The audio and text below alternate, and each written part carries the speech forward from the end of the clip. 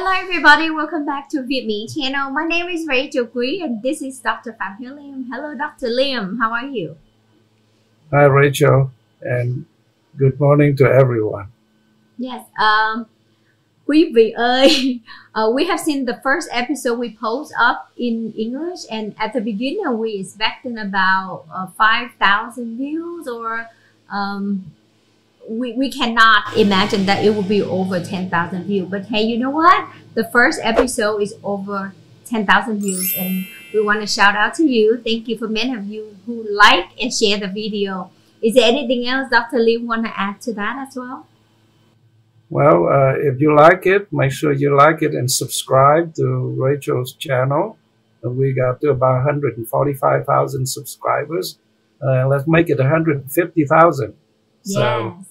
subscribe and share, and we'll continue to do some English programs for the younger generations.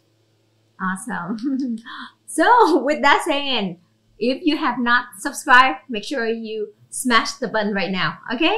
All right. And then also many of you see on the title right here today, Dr. Phạm Liêm will talk about the communism in the USA. Coming, going, and coming back with the question mark. And why? And will they come back or not? And now please take over. Thank you. You know, this topic has history and politics involved in it. In order to understand the communism, the USA, we have to define what communism is. In the history, when the Industrial Revolution first started, which is in the early part of the 19th century, it started in Europe, and a lot of industrialists who owned the factories that a lot of things was using the steam motors to power machines that do weavings. So textile industry was big, started in Europe. You know, before that, people have to weave materials with hands, and, you know, that was not as efficient, but with the steam motor, people can weave things much faster. But then a lot of peasants had to become laborers. They were laborers in these huge plants, and they were oppressed and exploited by the industrialists. And because of that, Marx, German philosopher, came up with the theories where he demand justice for the laborers. Within that demand for justice, he wants laborers have more voice in how factories, and also share the profit more equally. And so that was very appealing to the laborers at the time. And a lot of these young women from the countryside who came and worked in these huge factories in Europe, who was still wearing wooden clocks at the time. And so when they organized to be on strike, they would also throw their clocks into the weaving machines, and therefore come the clocks up and unclocked. The French term for clock is sabot, S-A-B-O-T. So come the term sabotage, saboteur, and we still use it up to this day. But at that time, Marxism didn't have any power. In the United States, of course, the Industrial Revolution grew even faster in Europe because Alexander Hamilton made the patent law, and also he set up the stock market in New York City. The patent law and the stock market have made the Industrial Revolution happen faster or growing faster in the United States than in Europe. But at the time, there was no movement for socialism or communism in the United States. And the railroad power using steam engine became the power, and the factors that play into the abolition of slavery in the South of the United States, and that how the Civil War happened, and the North was victorious and the slave was freed. Emancipation of slavery is one good effect of the steam engine period of the Industrial Revolution in the United States. After that, railroad was built, a transcontinental railroad was built in the United States. United States economy surpassed England. England was number one because it had a huge empire, the British Empire, that had colonies all over the globe, including the part of the United States before the American Revolution gained independence, and we have the United States as we know today. With the completion of the Transcontinental Railroad, United States then became the number one economic power in the world. Then by the beginning of the 20th century, the technology have advanced and the combustion engine came to replace the steam engine. That's how the United States need to expand, and President Woodrow Wilson used the theory of liberal internationalism to send the American troops to intervene in other countries in the world.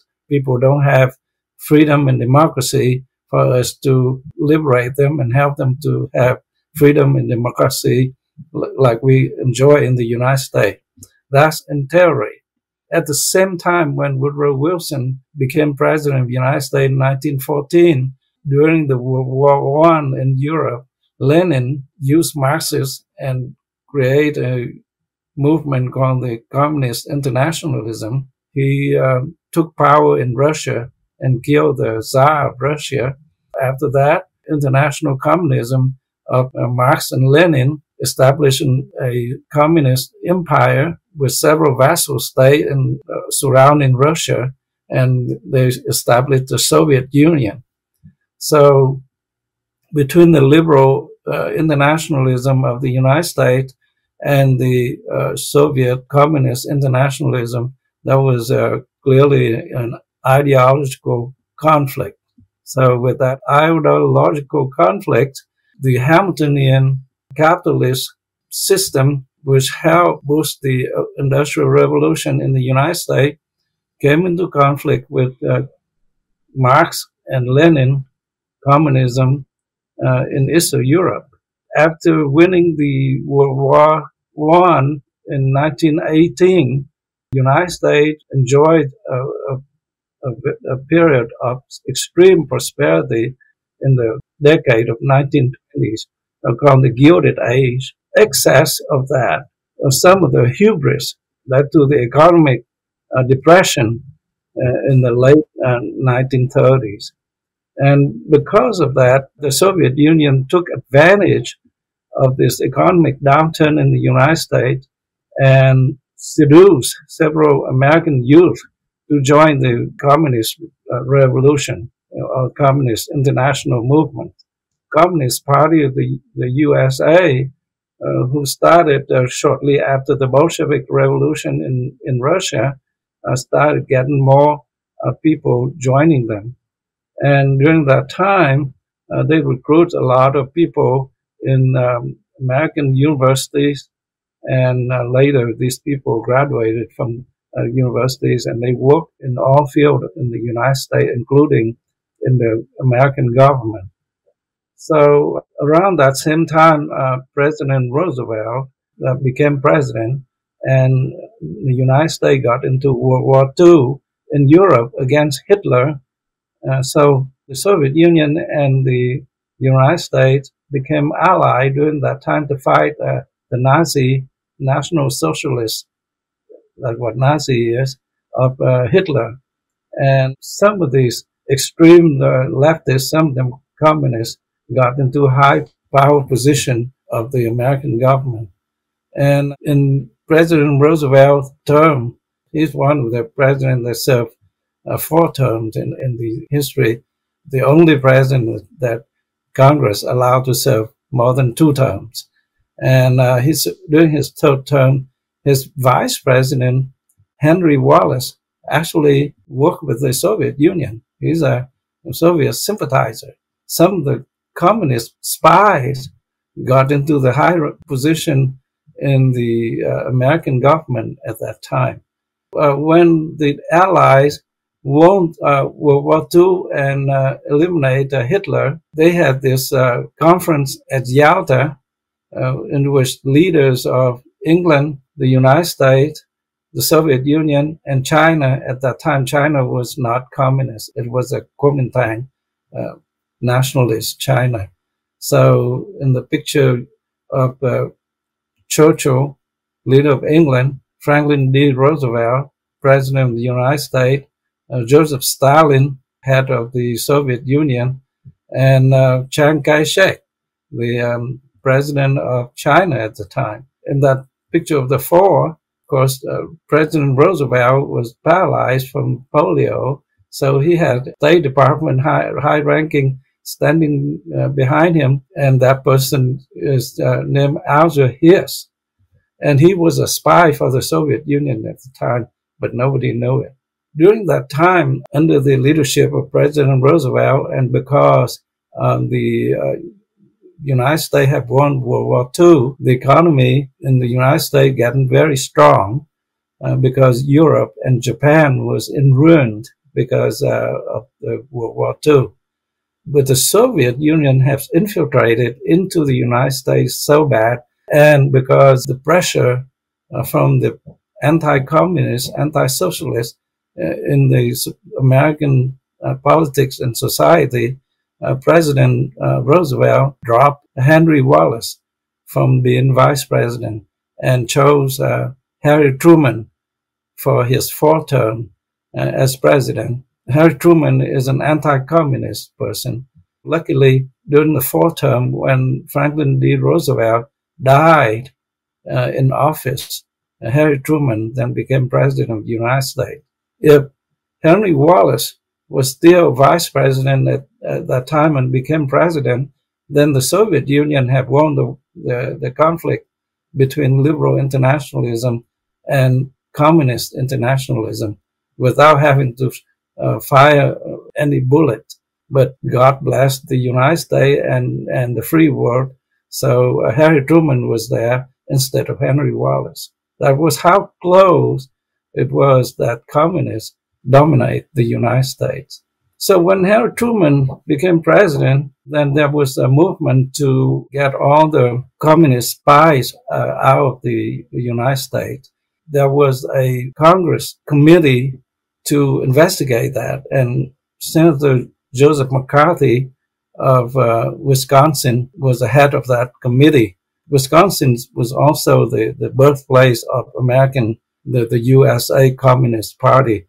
So Senator McCarthy was very anti-communist at the time, and his committee have investigated and did violate some of the privacy, some of the constitutional rights that protected by the Bill of Rights for every American citizen. So there's a little bit of overdid by the McCarthy's committee. But the most important thing was there was a former Communist Party member who was a journalist who trained at Columbia University. His name was Whittaker Chambers.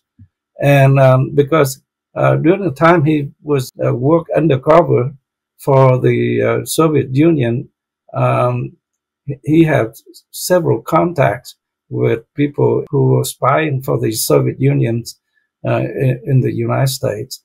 Whittaker Chambers, when he saw how bad Stalin is and how bad one-party communist rule is and how that's against the Bill of Rights of every American, he rejected communism. He became a clean person.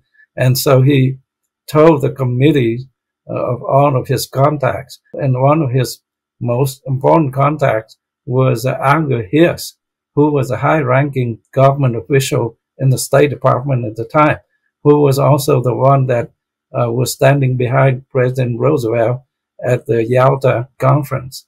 So Alger Hiss denied that, and people, libertarians and leftists in academia, defend Alger Hiss because he's a Harvard man.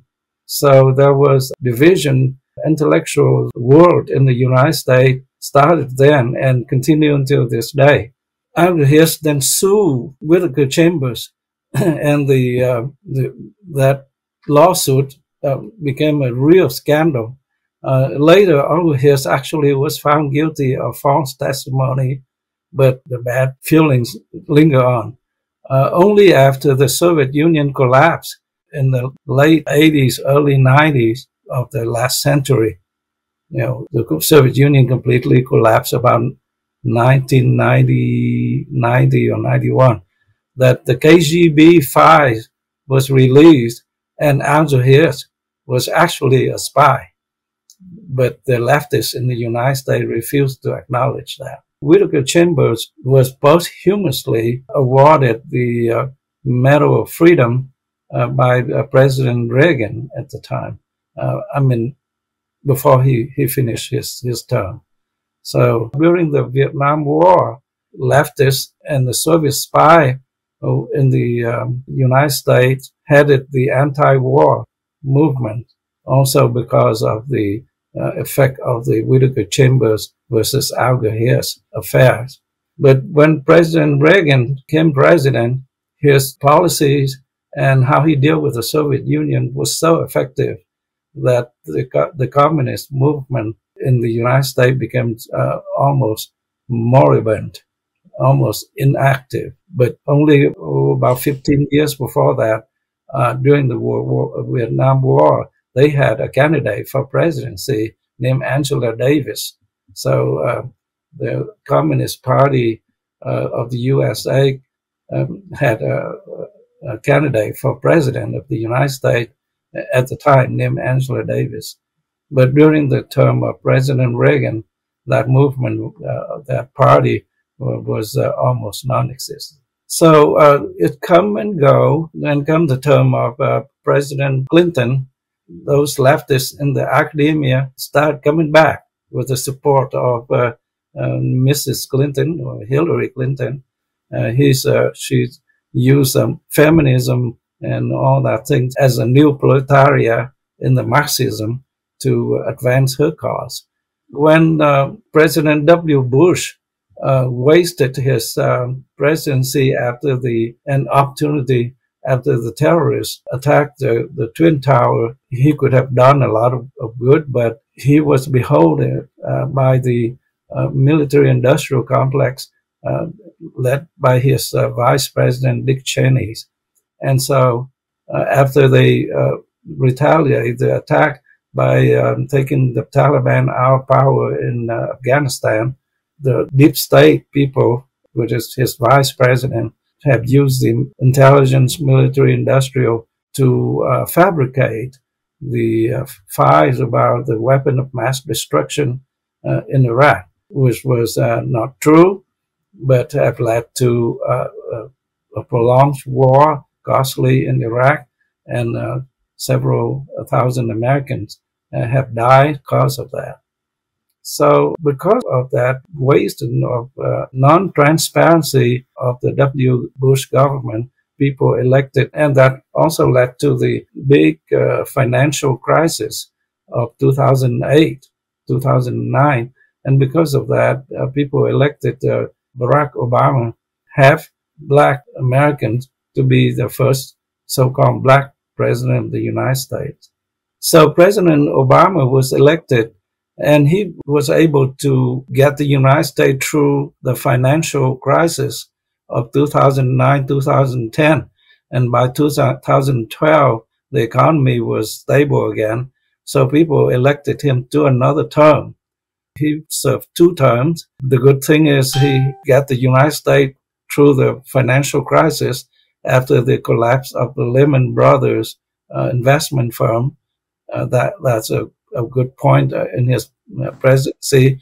He also was able to pass the medical insurance system for poor people, the so-called Obamacare, was still in effect until today. That's on his good side. On his bad side is that he started using some of the Marxist approach to social issues, which is not as effective and proved to be costly.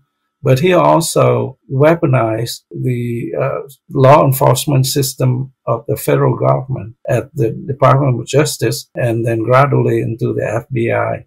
Because of that, when Hillary Clinton tried to run for president and the media gave her a 90 to 95% chance of become president.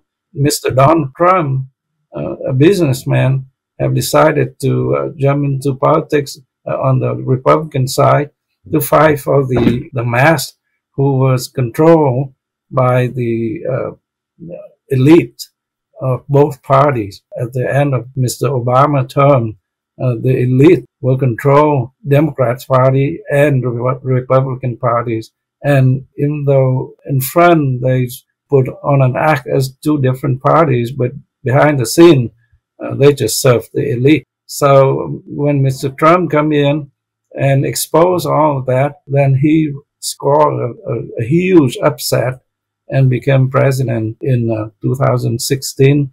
And so his term from 2017 until the COVID-19 pandemic hit in February of 2020, between January of 2017 till February 2020, under Trump's policy, the United States become prosperous, secured, and the world have peace. And that's for the first time in a century that the world has peace, because the United States won't involved in any war, and the Soviet Union already collapsed.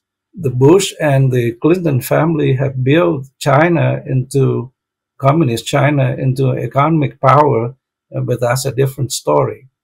Because Mr. Trump dared to block Mrs. Clinton from becoming president, he was retaliated and harassed, and he was impeached twice by Congress. And then when the pandemic hit, the Democrats and the deep state used that opportunity to engineer unusual election whereby Mr. Trump lost, and Mr. Biden and Mrs. Harris become vice president of the United States. Now, Mr. Biden and Ms. Harris are both not people who don't have much talent, and Mr. Biden already have some sign of dementia. They were just puppets for whoever behind and controlling the United States government in the last 4 years. Until the July of this year, when the truth about the state of health and intellectual ability of Mr. Biden was exposed during the first debate with Mr. Trump, who came back as a candidate. Until then, the media and the government deceived American people. After that, poll after poll showed that Mr. Biden is going to lose badly to former President Trump. Then the Democrat engineered a palace coup and kicked Mr. Biden to the curb and installed his vice president, Mrs. Harris, to be the candidate for president, and use a media machine to make her into the new heroine. But she is a vacuous person and have some belief in Marxism, and her policy have been on rig of Marxism, Leninism. She will ban fracking, she will tax unrealized gain, she will control prices, and she will take away people's patent, which is intellectual properties. All of that is on tape and on video. Everybody can see that. But and then she picked Mr. Tim Walz, the governor of Minnesota, as her running mate. Now, the problem with Mr. Tim Walz is that he's a fraud. He's lied about his past and his achievements. And not only a fraud, he's also a fan of Mao Zedong and Communist Party of China. He's gone there 30 times. He had sent little red book to his students, and he's always say things that coming out of the little red book. Stephen Young, a statesman in Minnesota, who happened to have a Vietnamese wife. He, a law graduate from Harvard. He was the dean of the University of Minnesota Law School. He wrote an article after Harris picked Vance as running mate. He wrote an article to show that Vance is a Maoist person that admire Mao Zedong and the Communist Party of China. currently the Congress is getting some whistleblower from the Homeland Security about Tim Walz's shady ties with China. So Congress is investigating that matter as well. The Communist Party of the USA, who was in the moribund state during the term of President Reagan, is now coming back with vengeance. The Democrat this year, who is a plutocrat, who imposed candidate on the people because the people didn't vote for Harris or Walz, they voted for Biden. But they kicked Biden to the curb and they impose a candidate on the people. They become a plutocrat, not Democrats. But their candidates, one is a vacuous Marxist, will just be another puppet. And the other one, at the least, is a CCP sympathizer, a fan of Communist China. At the most, can be their asset, who knows. So, but this ticket of the Democrats this year in 2024 is a risk that the United States can't take. And if you are a descendant of Vietnamese Americans who ran away from communism in Vietnam to have freedom and opportunities here for you, you have to think very hard. And please vote for the ticket for freedom and prosperity and peace. And that is the ticket of Trump and Vance of the Republican this time, and not the Democrat. The Democrat ticket this time is a coming back of communism. Wow, thank you so much for sharing your knowledge regarding to the communism. You see that Dr. Lim, he's a Vietnamese American. He came here from Vietnam, and you know that Vietnam after 1975, the communism took over. So he very well understand about the communism. With your knowledge, how much do you think the youngster or like the American understand about the communism right now? Well, unfortunately, since Hillary Clinton became the first lady, she engineered the dumbing down of public school education in the United States. And they don't teach much about history or civic lessons or about the Constitution and the Bill of Rights and so on and so forth. And certainly they don't teach much about communism or Marxism from anywhere.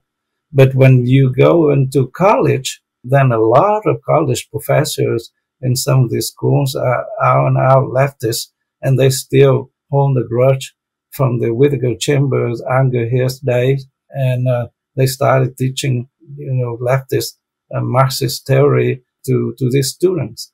And then since the death of George Floyd, obviously George Floyd was killed by a white policeman who showed no emotion, that create outrage to average Americans. I was outraged too, but the communist leftists took advantage of that and applied DEI. But the E is the most Marxist one, because E is for equity instead of equality. Now, the American Declaration of Independence and also in the Constitution and the Bill of Rights, we use equality, equal opportunities, and equal protection under the law. That is the American way. But communism use equity, or Marxism use equity, is that everybody will get the same share. Equality is everybody is equal at the beginning, and then how you come out depends on your talents and your effort and your luck. But equity is that it doesn't matter how you start out, everybody have to end the same, receive the same share. And who will guarantee to have the same share? The government will rob the poor to pay to give to the rob the rich to give to the poor. The so-called Robin Hood way. But in reality, it didn't work out that way. Everybody knows that in the old Soviet Union, in Eastern Europe, in Vietnam, before the new economy kicked in, everybody was poor and hungry. So there is no equity. That's just unrealistic. And when you say about the utopia of communism, that just never happened. It's been tried in the Soviet Union, it's been tried in the old China, old Vietnam, and never worked out. So the only way that China and Vietnam seem prosperous right now is because they follow the model of economic capitalism. So they become rat capitalists. They become oligarchy. They don't have real communism, but they still want the one-party control, and that's tyranny. And that's how we have to fight against. Is that we want to fight against that tyranny.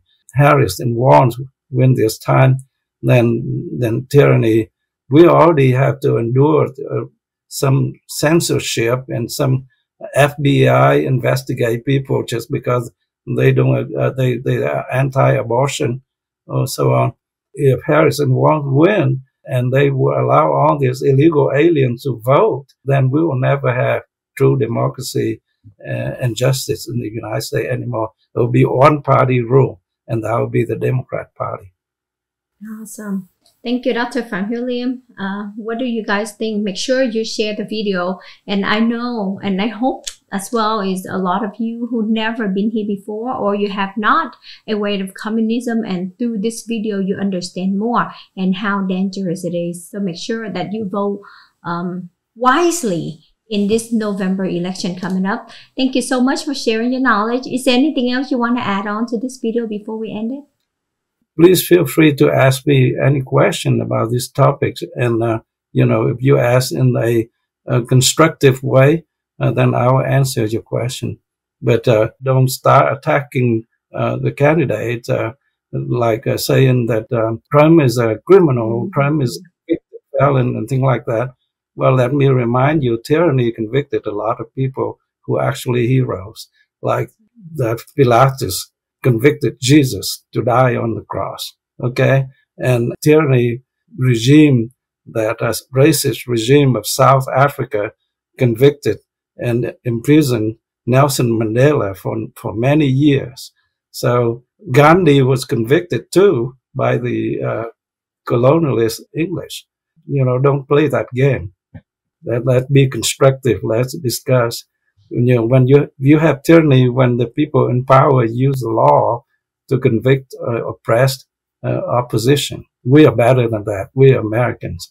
Our forefathers, forbearing, spill the blood to get us the liberty and freedom that we enjoy today. We shouldn't play that game with the tyrants. And Biden and Harris right now are tyrants.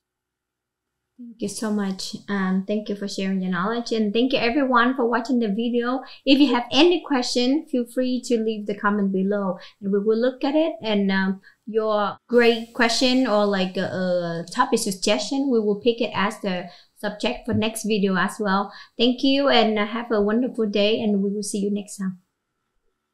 Thank you.